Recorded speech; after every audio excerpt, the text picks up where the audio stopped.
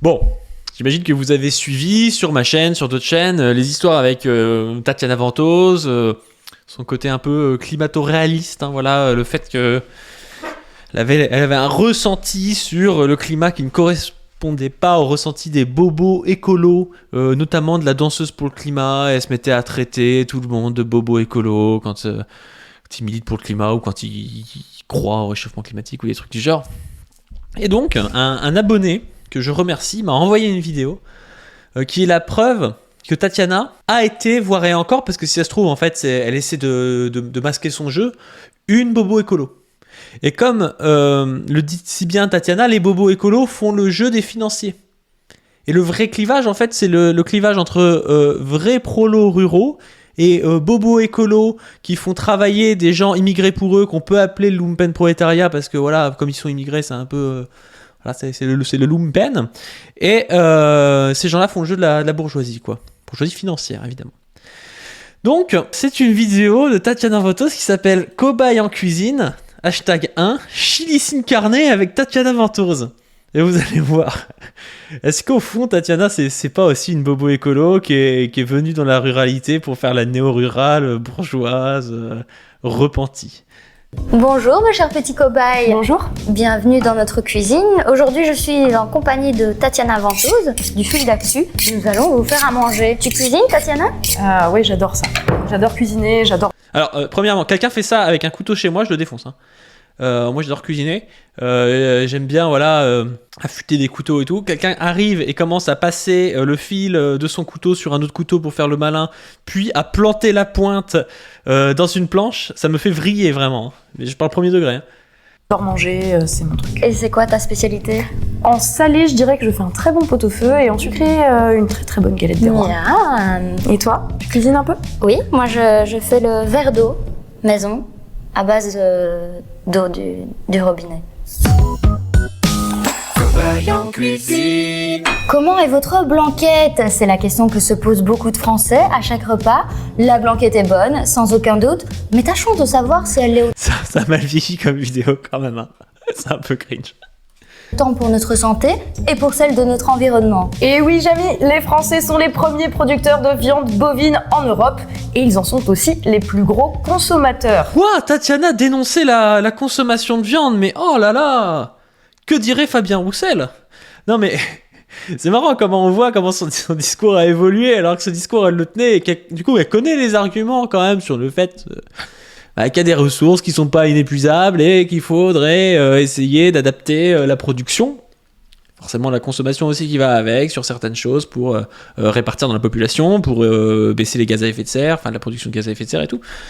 68% de notre consommation totale de viande est bovine. Ça représente environ 22,8 kg par an et par personne. Par contre, c'est énorme. 68% de la consommation de viande en France est bovine. Ça m'a choqué. Parce que, je sais pas, enfin... Ça coûte cher le bœuf, et puis c'est pas un truc que je mange si régulièrement que ça. Moi, je sais pas vous, mais je mange beaucoup de poulet ou d'autres viandes, quoi. Mais du bœuf, j'en mange pas tant que ça, quoi. Après, peut-être les gens qui se bourrent de steak haché qui font augmenter la consommation de viande bovine. Personne. Ce qui équivaut au poids moyen d'une femelle labrador ou de 14 fers à repasser. C'est vrai, l'élevage intensif d'animaux pour la consommation humaine, c'est l'un des enjeux majeurs de notre avenir écologique. De la déforestation qui résulte du pâturage et des cultures nécessaires à l'alimentation des bestiaux, aux déjections qui contaminent les sols, s'ajoutent par les émissions de gaz à effet de serre comme le méthane, libéré dans l'air par des millions d'animaux en pleine digestion. J'ai l'impression que cette bobo écolo essaie de nous rendre végétariens avec son chili sin carne et peut-être même qu'elle essaierait de nous faire manger des insectes à la place de la viande bovine en nous disant que ça produit moins de gaz à effet de serre, les insectes. Je sais pas vous, mais j'ai peur de tout ça. Ça fait très très peur. Il y a fondamentalement un problème avec la manière dont on produit la viande en élevage intensif. C'est vrai qu'on importe souvent de très loin de la viande de qualité médiocre, alors que nos éleveurs en France ne demandent qu'à pouvoir produire de la viande de qualité, locale et même bio. En parallèle, notre... Mais en vrai, ça m'énerve parce que... voilà, elle avait un discours, c'était pas un discours... je ne prends pas grand-chose en voyant ça, mais... Son discours est très propre, comment elle a pu tomber dans ce qu'elle fait actuellement, quoi? À part pour faire plaisir à quelques... boomers matrixés par les complots et tout, je vois pas l'intérêt de faire ça. L'alimentation est globalement considérée comme surprotéinée. Pour bien fonctionner, le corps ne devrait pas consommer plus de 30 grammes de protéines animales par jour, alors qu'on en consomme souvent plus du double. Et une consommation excessive de viande entraîne des maladies cardiovasculaires, du diabète et d'importants risques de cancer colorectal. Voilà. Oui, mais moi, mon ressenti, c'est que quand je mange de la viande, ben, j'augmente pas mon taux de cancer. Et voilà, moi, j'ai pas de cancer, donc moi, je connais un mec, il a fumé toute sa vie, il avait pas de cancer. Donc mon ressenti, c'est qu'au final, on en fait peut-être beaucoup avec le ressenti des gens qui pensent que la cigarette donne le cancer. Pourquoi aujourd'hui, on vous invite à réduire de temps en temps votre consommation de viande en réapprenant à cuisiner autrement.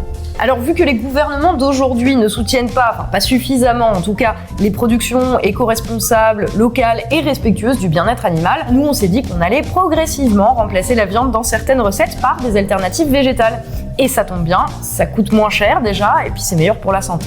Mais du coup, Oh là là, mais sincèrement, est-ce que maintenant elle peut nier son côté néo-rural qui vient gentrifier la campagne? C'est-à-dire, quand on voit une vidéo comme ça d'il y a 4 ans. Et moi je critique pas en plus, je veux dire, c'est pas. Mais le truc c'est qu'elle est devenue quelqu'un. Quand elle parle, on croirait que la meuf, c'est une rurale qui mange 15 kilos de viande par jour et qu'en a marre que les décideurs, les gens, les parisiens, les bobos parisiens, machin, alors qu'en fait elle s'inscrit là-dedans quand même.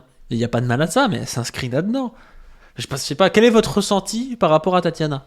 je me demandais, une blanquette de renard ou de blaireau, ça passe ou pas? J'ai une blanquette de moustique.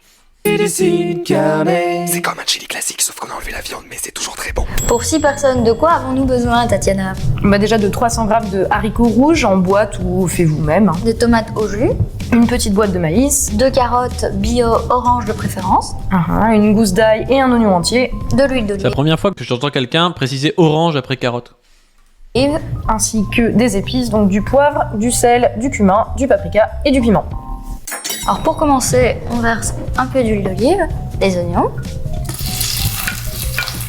qu'on fait revenir avec un peu d'ail. On mélange bien le tout. Mais Tatiana redevient comme avant là, t'as l'air de prendre du plaisir à cuisiner une blanquette de moustique et tout, enfin... Pourquoi t'es devenue comme ça, quoi? Enfin, ça m'énerve. Aujourd'hui, elle est partagée par Cro-Blanc et le Raptor, et elle pense que c'est une bonne idée de faire les vidéos café sur le climat, quoi. Après avoir fait revenir les oignons et l'ail pendant 3 petites minutes, on met les carottes. On mélange. Là, on va prendre les tomates et on va les verser avec le jus dans la casserole. On mélange. Que dirait le fou allié sur le fait que les femmes sont surreprésentées en cuisine sur cette vidéo? Je pense que le fou allié m'aurait cancel. Le maïs. Je mets tout? Est-ce qu'il ne serait pas temps d'ajouter les haricots rouges? Les haricots rouges. Il faut laisser environ 30 minutes c'est mijoter comme ça. Bon, bah, il va être temps d'assaisonner. On va commencer par un peu de cumin. On va mettre un peu de paprika aussi. Ça sent bon. Le chili, qui va donner son nom au plat d'ailleurs. Ensuite, du gros sel. Pincée de sel. Une grosse pincée parce que c'est une grosse casserole. Et le poivre.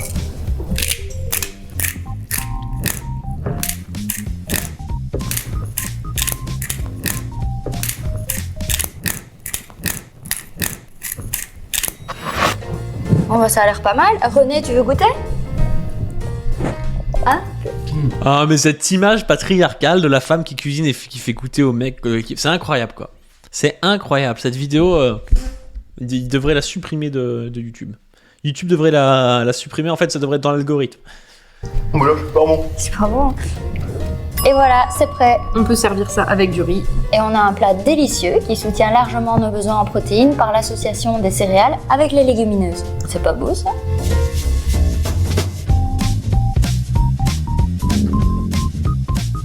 Bon, bah voilà.